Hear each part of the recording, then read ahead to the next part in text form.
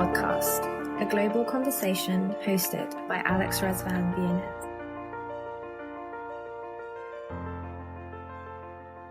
Hello, Richard, and what an absolute pleasure it is to welcome you to the show. And thank you so much for carving some time out in your diary to speak with us. And when I say carve a bit of time out, when you look at your personal life, when you look at your work life, I'm just thinking how you manage everything. But for those who don't know Richard has been in the retail industry for about 35 years, I think. From physically in the stores, you started out in the stores, to then authoring a great transition to one of the bestsellers, I think, from a retail perspective, called Smart Retail, which is in its 4th edition, has been translated into 22 languages. But that's not what we're here to talk about. As great as it is that you're an author, it's more to do with some of the things that you've been recently doing and how your new venture and how you unpack, if you like, friction, how you unpack shopping missions and how interesting it is. But there is a link. And for some of you who may know or who listen to this podcast, I work for Microsoft, and Richard is also a partner with Microsoft as well. So there is a link. I have to sort of declare that, but I didn't come past Richard or Uncrowd through Microsoft or NRF. No, yeah. Was NRF 2018 your first time, or had you been there before?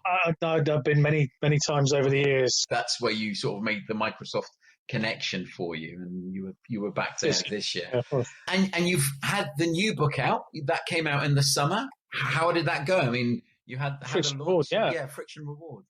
Well, there's blessings and there are negatives. That what we're doing in customer analytics is so new and so different that it needed an entire damn book to explain it. Right.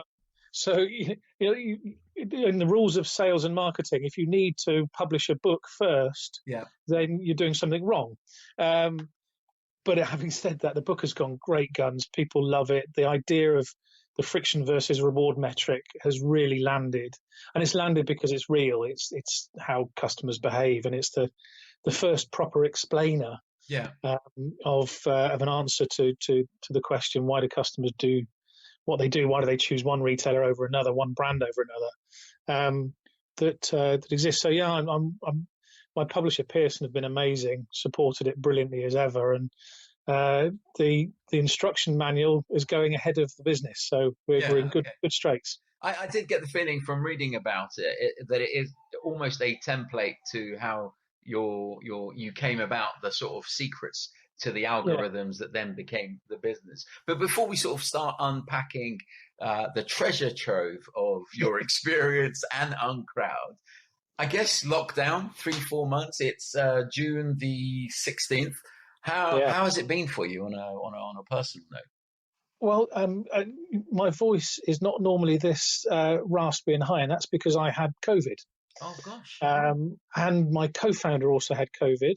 Right. And we've now discovered, as of today, that pretty much 60% of the team, pretty much independently, only Rocky and I had contact, my co-founder, at a time when we could have infected each other from being within 1 meter of each other. Independently, 60% of the business, some asymptomatically, but it was quite, in some ways, it was quite helpful to experience this thing firsthand, because so I got scarring on my lungs, which is why my voice is slightly weird. It's made my asthma the worst it's been in my adult life, but I'm fine. Those scars heal. It was quite good to go through it, I think, to realise that this isn't a game, that this is a real thing, and that people are hurting and other people are having much worse experiences. And was that a recent thing? Did you catch it sort of recently, or was that early on in the... Yeah, right at the beginning. And possibly my co-founder and I, we went and sat in the pub at the end of what we thought was going to be our non-lockdown time, because we prepared for lockdown ahead of any official announcements, because frankly, I live in Oxford, and when you live in Oxford, you almost by accident end up knowing globally important experts in all sorts of things. And one of our friends is a virologist, an epidemiologist on the Oxford vaccine group. and was very clear ahead of any advice that we ought to stop mingling and lock down. So as a business, we prepared for lockdown early, but not early enough to avoid 4 or 5 more of us getting the damn infection. But there we go. I'm sorry. Well, fortunately, everyone's on the other side of it now. Nobody got badly hurt by it. Okay, that's good. I mean, it's been a tough time. And in terms of you've been carrying on, as you said, the business got a chance to prepare for it. You're all working from home. I don't know why, but is Rocky based up in Scotland? No, so Rocky is on the south coast, so he's been able to lock down next to a beach. All right, okay. Why did I think you guys were someone was based in Scotland or somewhere? Okay, that's okay. But we're opening the office tomorrow at Ali. We're going in tomorrow to go and have a look, see how things are, in London, King's Cross. Right, got you. Very good. Not looking forward to opening the fridge. We need some milk in there. Yes, there are perishable. Yeah. Okay. And then for those who don't know Rocky, who is Rocky? Apart from Rocky, you're not supposed to work with friends and friends, children, and animals, and at different times, Rocky's been all three of those. Right. We've been friends 20 years. He is one of those systems architects that see problems as a creative opportunity, right. And we've been talking around this idea that I've been writing about, friction versus reward, almost as a pet project, like long before there was any hint of setting up a business. Yeah, we both ended up for sort of fun reasons, really, taking a break from our families and completing projects. We went off to Sofia in Bulgaria, right, just to go, and I had a book to finish. Rocky had a couple of systems to design, and we were sat in the beautiful shaded garden of a cafe in Sofia. Stunning day, and we started mapping out the maths for this idea of friction reward, and looking at whether or not this could be something that could actually present itself as a tool that other people would use. And just magically, like when you drop a drop of ink into a pool of water and it spreads, but it maintains its integrity as it spreads. The idea stays good. That we saw this happening in front of our eyes. We were at 2 or 3 Bulgarian lagers into the conversation. But yeah, that's how 2 and a bit years ago we ended up essentially starting this thing. And obviously, you I don't know if it's your passion or you were drawn to it or just by coincidence early on in your career, because I read the story about how you walked into Pearson and it just you acknowledged it was at the right place at the right time. Yeah. Because your editor had just been told off for not having any business books under a business publication, and right place. Sorry, no retail business books. That was it. But this whole the thing I find fascinating talking about retail day in day out is your focus on shopping missions and the fact that in technology, people don't traditionally focus on the shopping mission because everything is either, there's a tool, there's a piece of tech for that. And no one really links it back to the where the mission starts, right? Where the customer, the path to purchase. Yeah. Why? What was that? What was it about that got you interested? Or it's been a fascination since 1985, 15 years old, stood on a shop floor. And it was a Christmas. 1985 was the last Christmas British customers used cash as the predominant payment method. And it was an electrical retail business that's now long gone, sadly. But customers were walking and waving cash, wads of cash. And as a little 15-year-old salesperson, you could look over and say, well, okay, that looks like somebody buying a video recorder or a television. I'm going to go and serve that person. And as I was doing it, it struck me, why here? Yeah. Why has that customer at this moment in time, in the mood they're in, chosen, pre-internet, to get in their car and come to this, or get off the bus at this end of Oxford and come into our store? What's made them walk past their other options? And latterly, what makes a customer walk past opening an app or flipping up their laptop? What makes a person type in Walmart first instead of Target? What makes somebody... That question, that fundamental question, has been like a thorn in my, in your hair. Just nagging away. You know it's there all the way through. And it wasn't until the 4th edition of my retail book that you were very kind about earlier on that I decided, well, why haven't we found a way to use maths to explain what's happening there, to predictably? We've got all these systems that are capable of extracting X number of data points out, limitless number of data points out of a set. Why don't we know? Why is Net Promoter System the tool that people reach for to try and understand preference when it doesn't talk about preference, for example? So all these things came to a head, and I wanted to find a solution to it. I wanted to see if there was an existing metric that we could repurpose, or if there wasn't, I wanted to create one. And I don't mean that in a kind of an egotistical way. I figured if you knew enough about people and retail and decision making and behavioral economics and maths and all those things, you could mash those things together and find a story.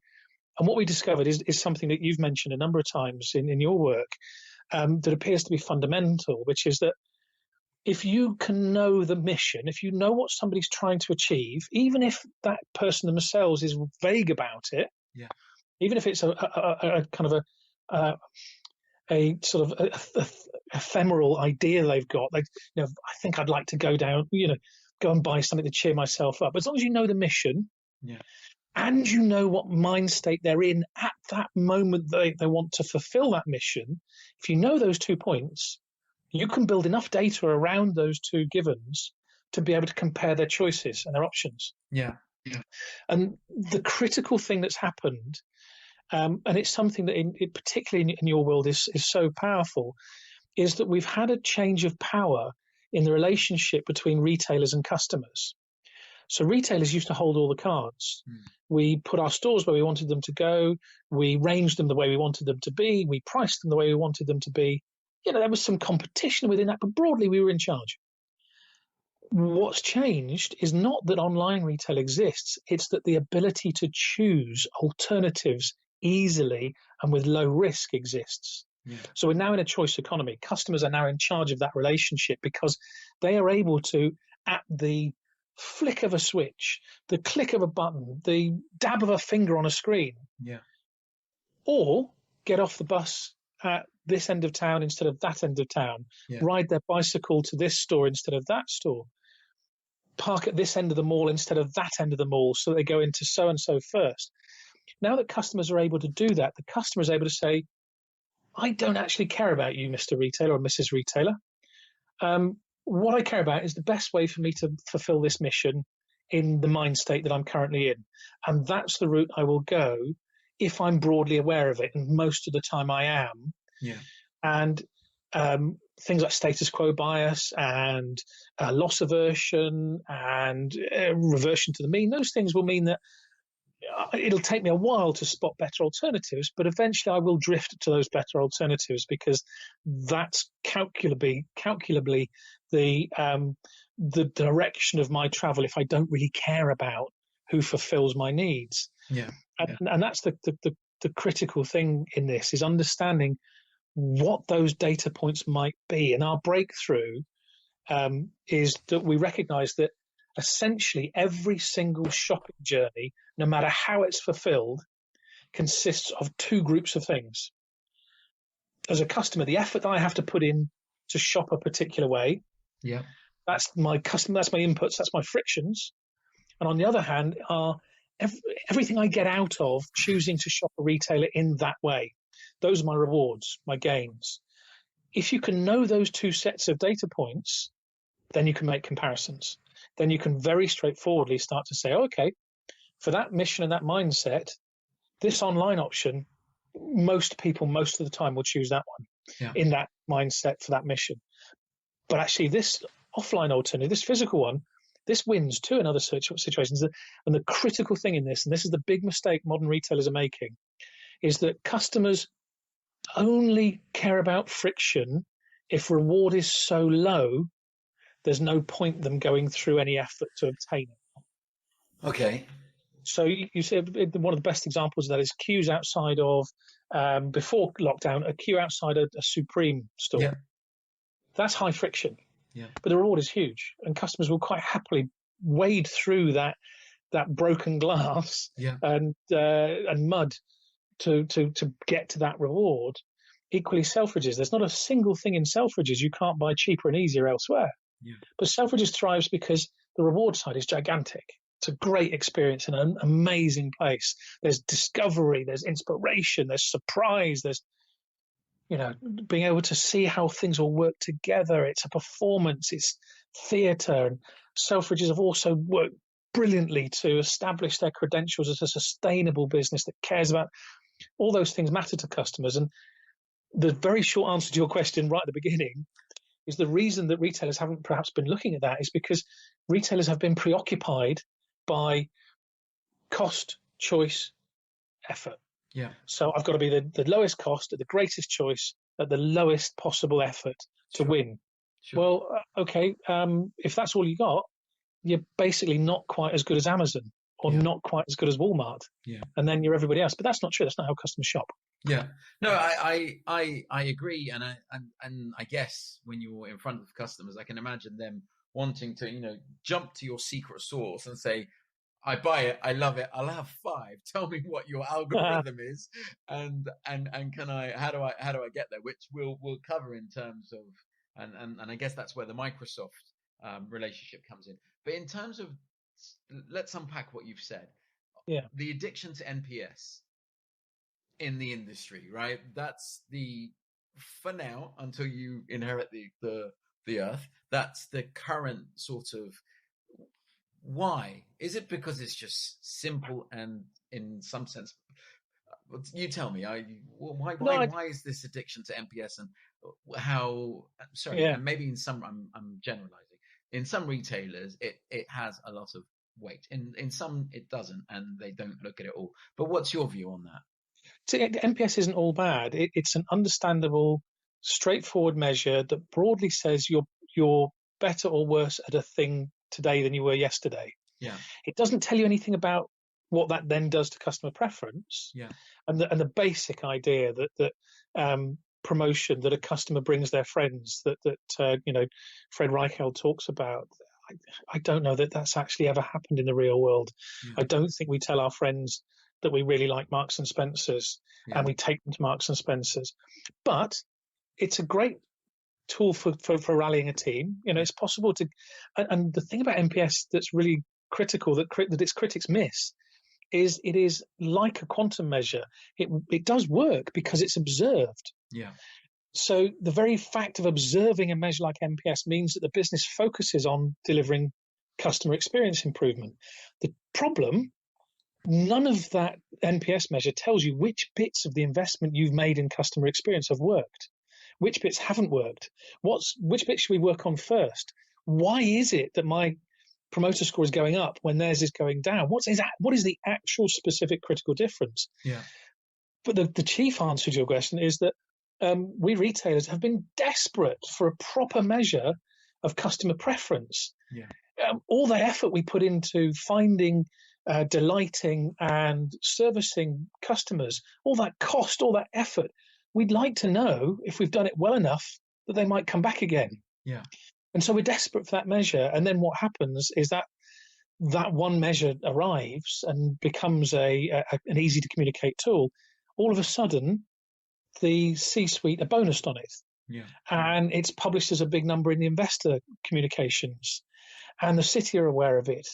And all those things contribute to we've now invested in this, we need to stick with it. And all the while, that investment is having an impact. Yeah. A lot of it is wasted because we don't know which bits are working. But it's the old advertising adage that only half of my advertising works. I just wish I knew which half. It's very much like that. And that for me is as a retailer in the kind of the modern world in the 21st century or whatever it is, 20th, what are we, 21st? It wasn't good enough. We need more than that. And actually, you mentioned the Microsoft thing, and it's hard to sound like to not sound like an advert sometimes. But one of the things that the tech giants, and particularly Microsoft, have done so well in the last 5 years is they seem to have moved on from saying, right, we'll give you solutions. Yeah. What they seem to have moved on to say is, we know that solutions are possible. So what we'll do is build the best possible infrastructure for you retailers to find great solutions to create and build on our infrastructure. Yeah. And that's been the breakthrough in this for me, is that's the reason why businesses like mine can exist, because we can now provide that bit of solving on top of the ability to handle large sets of data, to be able to process quickly and credibly, and have lots and lots of granularity and gathering points. And that's been the big breakthrough, which wasn't there when NPS was first created and put into the marketplace. So, for example, I have my challenges with NPS, but instead of trying to fight NPS, one of the things we do is we show how you can install our process beneath your NPS system, and use our process to understand causality, and to find out exactly what do I need to be doing to push that NPS up and down. And not only can I then report to investors and to the chairman and all those sorts of people, not only can I report that it's changed, but I can actually now accurately say it's changed because we did this, this, and this. Yeah. Because the data that we understood on customer mission choices and mind states showed us that was the solution. How much of your time when you're sort of going in do you have to spend educating? Because it does feel that there's like an education in mindset that needs to happen, and it's like politely telling people that what they may have thought was their greatest football team isn't the greatest football team. So, I mean, one thing I've noticed is that most C-suite, most senior retailers are well aware of the limitations of NPS, but they've been let down. They haven't been presented with a better alternative. It's not their fault. It's the fault of the analytics industry, and that has to change. It's not only why we believe what we believe, but the friction reward book, I give away the algorithm essentially, or the basic version of the algorithm in that book, because I want other people to use it, because this needs to be not just us, this needs to be an army doing this better. But one of the great things about retail, one of the reasons I love retail, is I'm yet to meet a senior retailer who doesn't love both the process of the business and the people it serves. Retailers love people. They love customers. They're endlessly fascinated. So if you can go to senior retailers and say, look, we can help you get even closer to the truths in your stores. We can get you even closer to the best possible combinations of levers to pull to beat out the competition. The people we're talking to are really clever people and really get that, and they grasp it, they welcome it with open arms. And in fact, I've been at Microsoft events at NRF this last year. The team brought together a lot of CIOs and asked them, had fantastic access to these significant retail CIOs, and at the end asked all of them, what do you need from us as an industry? What do you need from tech? And all of them, without exception, said better customer analytics. And so, nobody who's put together an NPS program has done the wrong thing. They've used what was available, because you've got to have something. You've got to get somewhere. Luckily, there are people like us, and there will be others who will come after us who can provide that missing causality and can give those retailers what they've been looking for, because they're looking for the right thing. It's like my lawn is a bit of a mess at the minute, and I need to go over it with a rake. If a rake didn't exist, I'd probably go over it with a hairbrush. If the hairbrush was the only option. You're doing the right thing. It's hard. It doesn't quite work, but that's all I've got. So one of the challenges that I hear constantly is we're swimming in data, but we don't know how to extract value, or we don't have the right data. So as part of the process of you talking to customers, what is that? How do people get the right data sets? Because if they've been focused in the wrong area for so long. The key is to when we first started, what we thought we'd need to do is we thought we'd need to knit together existing silos of data. Mm-hmm. And we discovered actually that it wasn't the answer. It was that the right questions hadn't been asked in the right way, because it wasn't possible to extract from those questions what is now possible to start to use to build up those data sets that I mentioned right at the start. Yeah. So we've had to, in the end, we've had to develop two things. We had to develop an analytics platform, and we've also had to develop a tool that turns experience into data. Yeah. And all at the heart of this, and this is really important, I from the start, my challenge was, can we use maths to describe behaviours? Yeah. And that's a little bit of a holy grail, and we've cracked that. We've been able to extract the maths from the experience in a really credible, reliable, predictable way, and then manipulate that maths to give us a picture that is readable and understandable. And that's the key again. Is it's no good being crazily granular if it's too difficult to make decisions against. What we've done instead is to say, we're not going to leave you at the analytics point. We'll take you to the reporting. Yeah. We'll provide you with the lens. So that reduces the need to provide a kind of an education's wrong, because in education it sounds like I'm being patronising. I'm not. It's that, again, the people we're selling to are very, very busy. There are, as our Tesco's person says, 200 people a week get in touch with him to claim they've got better analytics. So you have to cut through that, and luckily we've been able to. In fact, that was with Microsoft's help, which we were very grateful for. You're able to cut through that and get to a point where actually you're able to say, a whole bunch of clever stuff, algorithm, maths. Yeah. This is what Mrs. Smith, who lives at 92 Acacia Avenue, will do if she's a bit hungry and fancies lunch. Yeah. This is what she'll do tomorrow if she's not hungry and fancies lunch. And this is what she'll do Saturday when actually she's buying family meals. And all those differences, they're all trackable. They're all understandable using our approach, whereas previously it just wasn't possible to do that, because it would be assumed that Mrs. Smith had one way of shopping, one way of thinking, and she'd either be buying food for tonight or the big shop or for a party, or because she's at work and she wants to get her lunch, or whatever it might be. That had to stop. That had to be broken. That's why what we were talking about here exists. But one of the things that's really important to me is that it gets really dull if this is an advert. I'm talking in these ways because, God, I really care about this. It really is me as a 15-year-old on that shop floor wanting to know why people have come here instead of elsewhere. And I looked at that recently for some research for the book. There were 19 places in Oxford in 1985 where you could buy a portable television. Right. And so that customer had to choose to discount 18 other options before they landed in our shop. That it's taken so long to give an answer to that question is for me, it feels slightly insane. But we've done it. How do you? And I guess the customers that have worked with you, as you mentioned, a couple have found it incredibly useful. How much of an influence are personas in these shopping missions? And given that, and I'd be interested in, there's like three themes that we sort of go into the next part of our talk in terms of, I think you've touched on winning and how winning is done with this new form of analytics and deep diving into data and the insights. But I'm curious in terms of, I had this wonderful quote about change the shopping experience for 6 weeks, change it for life.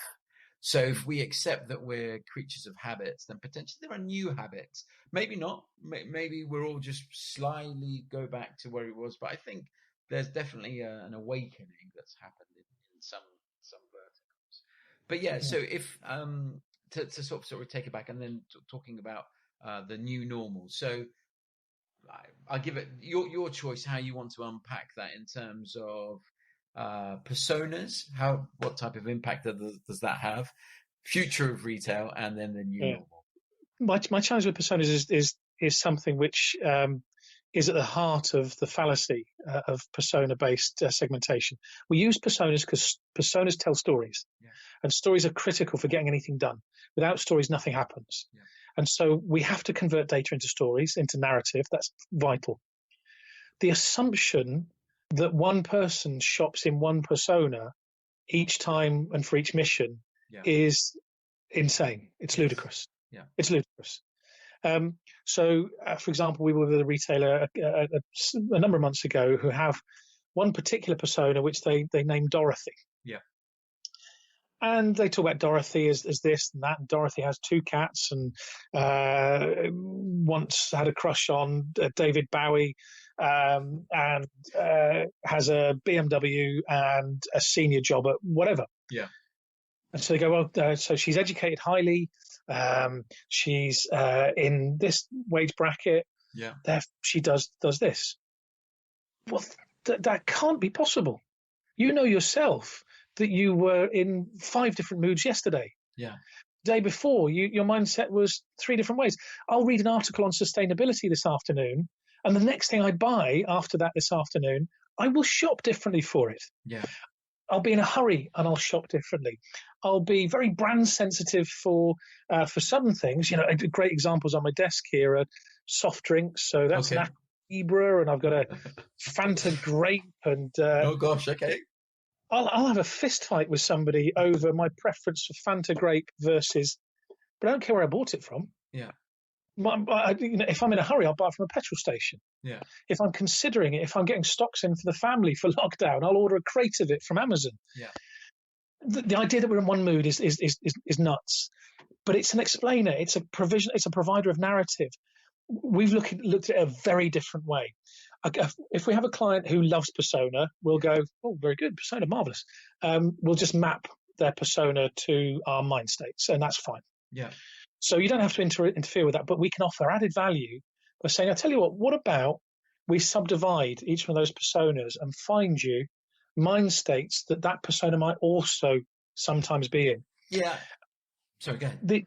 The reason that the personas come from, and earlier on, before we got involved in the podcast, we talked about an unnamed client who talks about owning customer X. So they talk about, Dorothy, we own Dorothy. Yes. No, you don't. No, you don't. You try telling them that. Yeah. Well, the thing is that so many retailers believe that they're a closed system now. Yes. Or they have their customers. No retailer has customers. Yeah. You have people who decide in the moment to spend money with you. Yeah. They may do that over and over and over again for a lifetime. Yeah. They probably won't. And the fact that they probably won't means you have to find out why they won't, when they won't, where they will go instead, because then you can do something about it. And that's the core of this question is, if I can understand drivers of preference better, then I can choose to. And there's an analogy we use to give it some colour. That I'm sat in my office at the end of my garden here right now, and you have to be our age, Ali. And I don't want to lump you in with my age because I had a significant birthday last week. Yeah. But if you're our age, you remember FM and AM radio. Of course. That's what we used to listen to, FM and AM radio. Whether I like it or not, this room right now, in this physical moment, is full of FM and AM radio programs. They're here. Yeah. The waves that form those programs are running through this building and my body and my brain right now. Yeah. Whether I like it or not. And what I do when I decide I want to listen to something, and again, I'm old, so it's the Archers. Yeah. If I want to listen to that, I tune into that radio program. Yeah. And then I, try and get the best possible experience of that. Our businesses are like that. Every retail business is surrounded by mind states. Yeah, with signals. I mean, I hear what you say. I think signals, not just signals. They're surrounded by complete missions and mind states. Okay. And they choose whether or not to hear them. Okay. So if they want to hear that Dorothy is actually 17 different mindsets, and that 4 of Dorothy's mindsets are also Kevin's, and also Mohammed's, and also Melanie's, they can do it. They can do it. And that's what we bring, is an easy, practical, actionable way to do that. Yeah. To say, well, actually, it turns out I've got loads of different personas, but I've got 12 mindsets that are really important. Yeah. So I'm going to think about those instead, and I'm going to work out for each of my missions that I know I want to strategically, I want to focus on. Yeah. For each of those 12 missions, of those, 12 mindsets or whatever it might be, 6 of them are really critical here. So I'm going to make sure when I service this mission, I do it in a way that those 6 mindsets, regardless of who they are, those 6 mindsets are best served they possibly can be. That's the breakthrough for me in this. And we can do it with personas if you need personas, but the best way to do it is from mindset. I mean, it's fantastic in terms of the way that you deconstruct some of the challenges within retail. From my mind, personas are there to help with let's say, as you said, whenever I hear personas, I don't know if you remember that sort of trend a while back that had Facebook alley, LinkedIn alley, Tinder alley. That's what I see when I hear personas. I'm like, which persona is Ali? Is that Facebook or LinkedIn? Or not that I'm on Tinder and don't know what that is. And what was the other one? Snapchat or something, right? And that's. But sometimes I understand that the organization has been built, and some of these retailers, and that's why we're seeing so much disruption. 100 years old, and ultimately they're doing what they did 100 years ago, right? Yeah. They have a cash register, they have a store, people come in, there's some product beautifully placed, and that's it. And in this new world, unfortunately, we're seeing some of the failures of that's not enough, which I think lends itself to what you're saying in the sense of you do not own the customer, which I totally agree. And it's like relationships. You have to keep that relationship happy, and you have to invest in it, and not just imagine that it's going to grow or continue to be there forever. Philosophically speaking, the critical thing about what you've said there is that it's recognizing that the customer, we are in a choice economy now. Yes. And the customer has control of choice because it's easy and safe to exercise choice. Yes. We've always known that we had wide choice. We've always known steaks is a thing we use. We might say, if we want steaks on Sunday this week, well, I can buy steaks from Aldi. Yeah. I can buy steaks from my local artisan butcher. I can buy steaks from a weird online, whatever it might be. I can buy from Tesco's, or I can have them shipped in from Argentina. Yeah. And I have no greater risk or lesser risk in any of those. Somebody else has now provided the system for my payment and my insurance for those Argentinian steaks. Yeah. Whereas 20 years ago, I'd have to take a risk. I'd have to find a supplier. I'd have to get in touch with it. And nobody would do that. And that's why we're in a choice economy, because our visibility of choice is greater than it's ever been. Yeah. But our ability to exercise choice safely and easily is at its absolute pinnacle right now. And so what that means to what you've just so cleverly put there is that what we have to do as a retailer, we have to accept that the option for a customer to choose away from us could be as thin as habit. Yeah. Yeah. It could just be that actually broadly I know how to shop that store. I'm comfortable with it.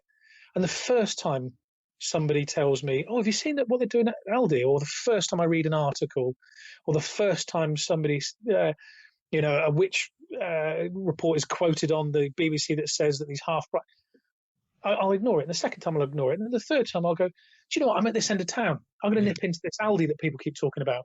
Yeah. And I experience it. And then all of a sudden, my previous habit gone forever. Yes. Until next time it's disrupted. Yeah. And if you're a retailer, you should know when and why that's likely to happen, because you can either stop it, or you can say, do you know what, actually, I'm not going to be able to change that customer's mind. Yeah. I'm going to let them go. And it's Dave Lewis at Tesco's has been brilliant at that second half of that, at knowing what things Tesco can safely stop doing. Yeah. Yeah. Because it's not actually changing outcomes overall. So his change to deli counters, for example, that was a fascinating one for us, because like most retail observers, I looked at that and thought that's crazy. You're taking away the one thing you can do physically that Aldi and Lidl can't do, who you're under threat from.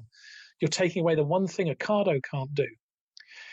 Then we ran our numbers on it. We ran the friction reward indexing on it. And actually it said that Dave was right. And it explained why he was right, that it wasn't enough of a change to stop those customers who'd already defected to Aldi and Lidl, to give them a reason to come back or to stop them coming back. Yeah. And it wasn't enough to damage those missions and mindsets that were in the core and center for Tesco's. Anyway, we ran this provocation and put it out in public. One of the other big four rang us up and literally said, look, we did this 2 years ago. We closed delis in 20 of our stores as an experiment. your numbers are exactly what happened. And that's, again, so my bias was that this was a bad thing. My numbers explained why it wasn't. And that's a big breakthrough, again, is being able to do what Microsoft do so well. And actually, to be fair, what the tech giants in general, Google does well, Oracle do well. It's inherent in the way of thinking, is disconnecting the bias from the numbers. So you're talking about digital tools in a physical world. And in this new and, this disrupted world that we've had for the last 3 months, e-com has just gone through the roof, right? In terms of, and I've heard people say that e-commerce was going to go that way anyway. It's just been expedited. I'm curious, not only from having friction taken away, because one of my ways I translate what you're saying is the fact that online or on an e-commerce store, you can easily quickly do A/B testing. You can find out your friction points, and then keep testing, and hopefully provide a frictionless. I say hopefully because you still see people with a ton of sign-up pages to purchase something that's like £5, and you're thinking, I'm not going to spend this time. But anyway, hypothetically, you can sort of iron out those friction points digitally, which is, from listening to you, is what you're saying, that the data can help you be able to do that in a physical store. So we compare all channels because we have to be channel agnostic. So, for example, we're working on a question today, which is understanding in the food for tonight, meal for tonight mission, which mindset groups will choose this particular retailer as a destination, which will choose it as a last resort, and which will never choose it. And we're able to find those versus different formats within the same group. Competing formats, online formats, app-based formats. One of the comparisons we're making in that set is with Deliveroo, for example. Sure. So we can compare all those across each other, because if you come from the standpoint of what's the total set of effort, friction, and what's the total set of gain, reward, if you know the total set, it covers both. Yeah. And because customers aren't choosing a channel. Customers don't do that. That's not what happens. Customers sit there and go, right, what have we sorted for tea tonight? Yeah. It's that old joke that most relationships, after you've been in them for longer than 5 years, boil down to finding out what each other fancies for tea tonight. That's broadly it for the rest of your life then. Okay. But we'll sit down and, we've had the conversation tonight. Google have happened to send me £10 off of Deliveroo earlier on can't actually see quite why. So we'll end up with a Deliveroo, but actually turned out we won't, because the circumstances we're in, the mood that we're both in tonight was we're not actually that hungry. Yeah. So although we had this fabulous big offer, this low friction opportunity with high reward, our mood, our mindset is different. Hunger has scuppered that. So you need to be able to compare channels. That's the vital thing. Okay. And you need to be able to understand equivalence. So what is the friction in search? What is the equivalence of friction in searching a website versus wayfinding inside a store? Because they're related. They're both the bit of friction that gets in the way of you finding the thing you're looking for. Yeah. What is the reward from inspiration? So if I go to, we live in this extraordinary experiment of a place called Summertown in Oxford, where I am next door to each other is Marks and Spencer's Simply Food, a really nice co-op, great Tesco's, a Sainsbury's, 2 artisanal bakers, an artisanal butcher, and of course we're middle class people, so Ocado is always looming large. Okay. So we can get on our bicycle and go 2 minutes that way and fill the basket. Yeah. Which means you're always considering this experiment almost live. Our choice of whichever one of those that it is will depend on, let's say we're trying to answer that question about what to have for tonight, and we just haven't got a thought. Yeah. We'll go to Marks and Spencer's, because for us in this mood set, they're more likely to show us how to come away with a meal. Yeah. And that meal building aspect of friction will be so simplified for Marks and Spencer's that it'll make it an easier shop for us than the Ocado option or the Deliveroo option. Got you. And that's the thing is so having choice. Is choice a variable from what you're saying there? I know it's anecdotal. I know we're talking about you, but are you saying that in that specific example, it is the one that's providing choice that you think will have something that will provide delight for you? Understanding our choice of option is about multifaceted friction and reward variables. Yeah. So, for example, in grocery, we use just under 66 variables. Yeah. And each of those variables we have a data point for, and a good solid, a fabulous tool for collecting those data points. Yeah. And then it's a simpler case of saying, looking at it raw for all those data points, what is for a given mission? What's the most likely best option? Friction versus reward. Yeah. So it's not a low friction option will often get beaten by a high friction option that's also high reward. Yeah. Equally, a low friction option which offers very little reward might get beaten by a medium friction option that offers some reward, and we see that all the time. Do you have commonalities that you could share in that? As in, are there friction points that they get wrong, and that it's just you see it time and time again? Yeah, that's a really good example. There's a very simple narrative one, which is a basic friction point of going to a large supermarket is having to put £1 in the trolley to unlock a trolley. Yes. And you think about that for a moment, and you think, okay, retailers aren't stupid. Somebody who's chosen to put that system in place probably had to do so because the local authority made it a condition of planning permission. Yeah. So you have to have a system for securing trolleys. It's the lower cost of the two main ways of doing that, although you have to have a coin. But for some customers, that point of friction, that physical denying of the thing that will make me spend more money with you, because I'll spend more if I push a basket rather than I carry a trolley, that physical denial might be the thing that makes me try Ocado tonight instead. And in trying Ocado, it might be that my habit changes. That might be that one inciting moment. There's a theory in thermodynamics about, thermodynamics, the process happens because there's been an inciting energy. There's been something that makes that change happen. Right. It could be the first time we move house, or we change jobs and we go, the Sainsbury's near us is really nice. Yeah. Or I've started eating Thai food because there's a Thai restaurant opposite. That's how those things happen. But once they happen, if that combination of friction and reward has really, truly, properly satisfied the thing I was setting out to do, the mission, then I'm likely to stick with it and want to stick with it. If it doesn't, I'm likely to seek out another alternative. Yeah. So I might be stateless for a short period of time. I might be a customer without a retailer. Yeah. Who's looking for one, and that. So when we talk about choice, it's a choice economy. Choice is the fundamental. I would say, independent of everything else we've talked about, the number one job any retailer on the planet has right now is to understand the mechanisms of choice, because we are in a choice economy in which customers will exercise choice. And if you don't understand why that choice is being exercised away from you, then you can't win. You can't bring those customers back to you. Totally. Yeah. So how do you see this playing out in terms of in this current environment? I mean, today or yesterday was the first day that retailers got a chance to open up. Yeah. And, sensitively, they've had to open up and customers are going back. What's the impact on the stores? It's a curve. These things are always a linear curve. There's constantly human beings are desperately trying to revert to the mean. Sure. That's what we do. That's human nature. The mean over time changes, and we're always coming back to it. So it's things like Ben Page at Ipsos Mori presents some fabulous data supported arguments about how 9/11 didn't actually change attitudes or motivations very much.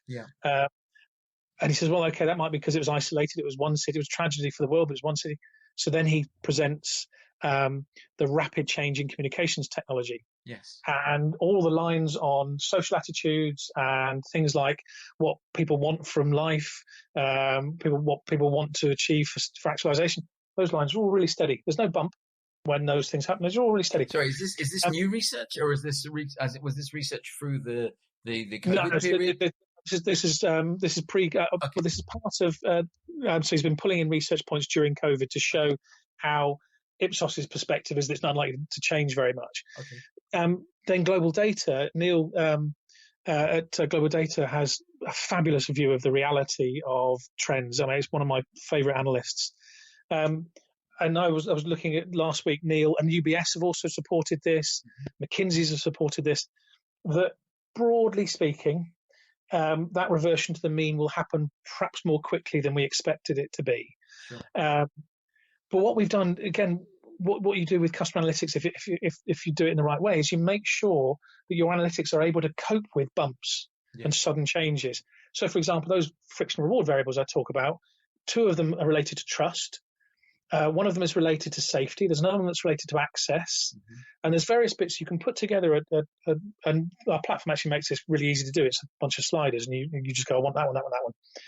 And you can trace, okay, if right now people are ever so worried and nervous, and they're not very trustful of that brand, or they are very trustful, whatever it might be, and access is difficult, what's the effect? Well, out of the options that I've got in front of me, that makes... we got a delivery this morning from Co-op, for example, because they've got a really nice system for getting little chunks of groceries to you, really quick and easy, lovely little system. And that was because in that moment that outweighed the rest of the stuff we're fighting it. I know that will change next week, and it will change the week after. The best illustration I can give of this is some of the most switched on people on the planet are retailers when it comes to understanding trends, when it comes to understanding what's happened. We started a conversation with a huge retailer 6 weeks ago, where they came to us and said, look, we've got through the crisis phase of COVID. We're now in the adaptation phase. We think your platform can help us understand what we're adapting to. Now, the sales process in retail is a long one, so, you'd expect 6 months later to have something in place. Within 6 weeks, that same client has now said, do you know what, we're pretty sure now that there will be no normal and customers will revert to old behaviours very quickly. So can we turn this on its head and instead go to your core competence and look at how we use the platform to understand in that return to normal, that reversion to the mean, how we improve. What the conversation we would have had 6 months ago, essentially. Interesting. And that's one client, one senior team going that way so quickly.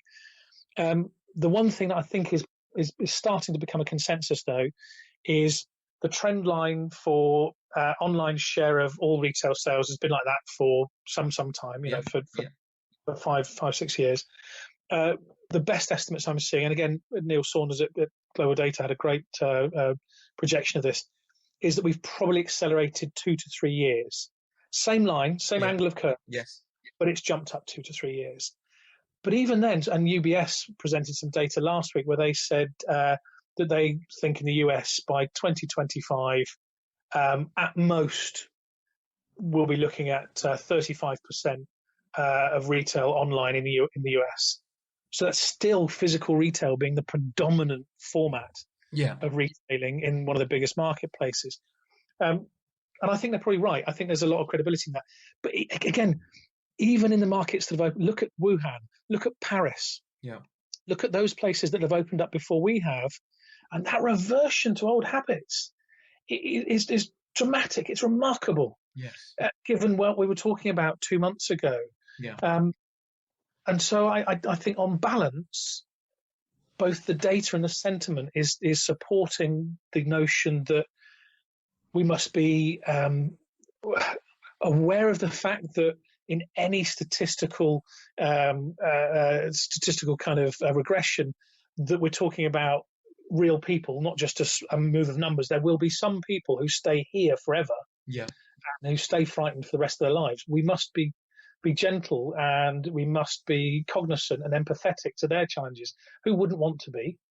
So there will be groups of people like that. Do you feel, just sorry to cut across you, but for example, touchless and that as a theme, do you feel that will just come and then go? No, so that's interesting. I think what happens with things like that is they're enablers of our old behaviours. Okay. So one of the reasons people can feel comfortable about going back to a store is that they're not touching a cash register, or they're not touching cash and handing over. So the critical behaviour is going to the shop to buy a thing. That's a great example of a technology enabling me to do that in that way. And that's, again, one of the great things that the Microsofts of this world are doing is providing the infrastructure for us to be able to make those peripheral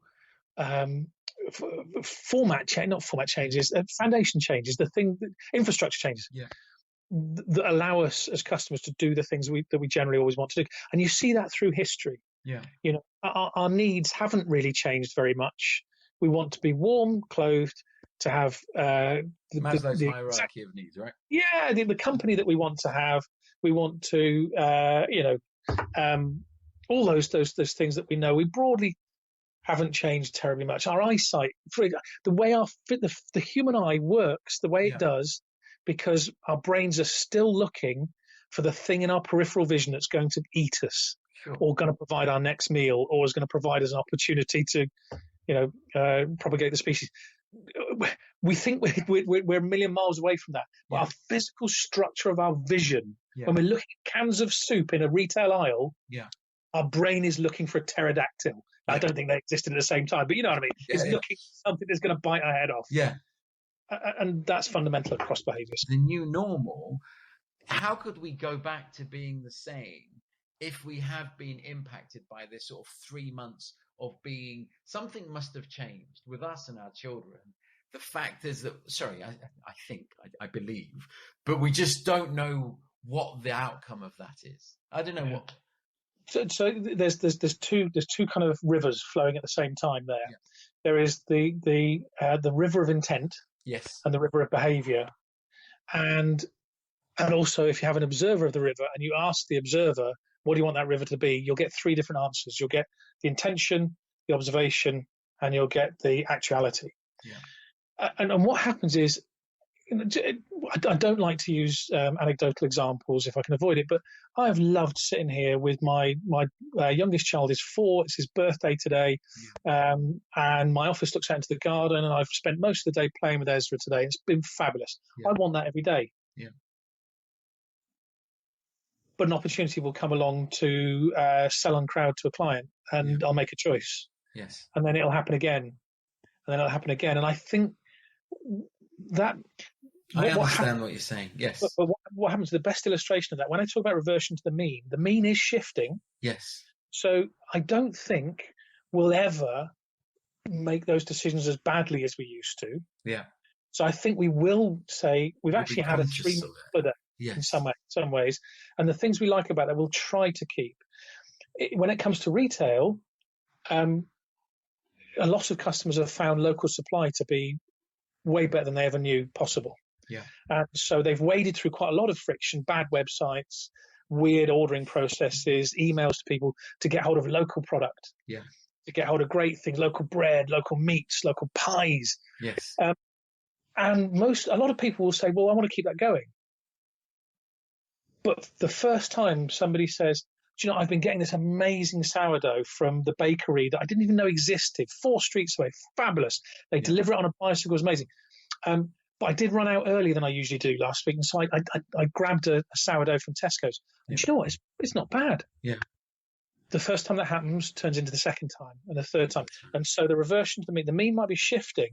But that's a good thing, because the opportunity there is, and this is what Walmart have just done with their announcement of their deal with Shopify, which is tremendously exciting, is saying, let's, again, as offer a way of creating infrastructure so that local artisanal baker can get together with the co-op, or get together with Walmart, or get together with whoever, and the friction and reward advantages of the Walmart engine, with the lovely reward side benefit of bread I know has been baked from wheat that grew within 3 miles of my house, or whatever. Without that easy infrastructure, those behaviours fall away. So again, without employers changing the way we can live as families, those things will happen.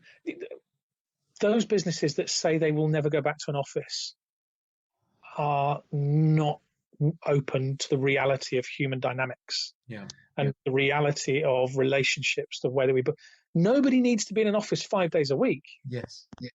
But we do need to see humans and share physical, collegiate, tribal relationships to create the best solutions to things. That's how creativity and problem solving works. And I think you've explained it and broadened my horizons beautifully. So thank you for doing that. Genuinely, you explained something that's actually quite complex in a very succinct way, and it makes absolute sense. In terms of bringing it to a close, in terms of bringing our time together to a close, winning. How is winning done? How do you see winning in this world? I won't say new world anymore, because it potentially is a regression back to our old world. But how is winning done? The trends that are already on the way, trends for authenticity, empathy, for being on the customer's side, those have all been establishing and well established. We have to continue to do that. If you're a retailer who is empathetic, who is authentic, who's on the side of the customer, the chances of you creating a customer experience that customers find themselves wanting to avail themselves of increases. Analytics plays a massive part in that, because the thing that we've often said is it's way easier to find treasure if you know where it is. If you know where to put the spade, you'll find the treasure. Let's not dig up the whole island. Yeah. So us, Microsoft, whoever, we have to provide not better maps, locations. We have to provide X's. Nobody wants a map from us. They want an X. Dig here, win. That's fantastic. Richard, it's been an absolute pleasure. Thank you so much. Time has literally flown. An hour and a half has just flown past. So thank you.